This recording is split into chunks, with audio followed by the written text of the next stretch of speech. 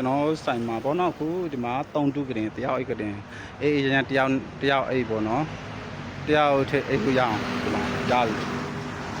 ဒါလေးအေးရန်အောင်မနောက်တော့တယောက်ထည့်အေးရရအောင်ဒါလေးဖုန်းကြီးတွေဆိုလို့ချင်းလည်းအတော်ပဲဖုန်းကြီးတွေတပားတွေချိန်လို့ရတာနော်အတော်ပဲဒီဒါလေးအောက်မှာတစ်တိုက်ပါထုတ်ထည့်လို့ရတယ်ပေါ့နော်အဲ့ဒီထုတ်ထည့်လို့ရတယ်ဖုန်းကြီးဆိုတပားလေးဒီမှာတခြားချိန်တော့ကောင်းမှာရှင်းအောင်လိုင်းနဲ့ပေါ့နော်ပြည့်စုံပေါ့နော်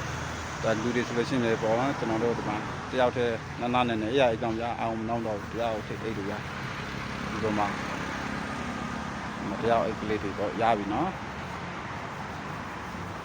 မာမယ်ဆိုလို့ရှိရင်ဒါအဆန်နဲ့ပဲတယောက်ရအောက်မှာတော့ပစ္စည်းတွေပါနေရာလည်းမယူပေါ့နော်သူအောက်မှာကတင်ခင်းပြီးအောက်မှာတစ်တာတွေပါလေဟိုကကော်ဘုံတွေပါထည့်လို့ရသေးတယ်နော်တပေခွဲအမြင့်ရှိတယ်သူကမြင်ရတယ်ဒါချောင်းတိုင်းနေပေါ့နော်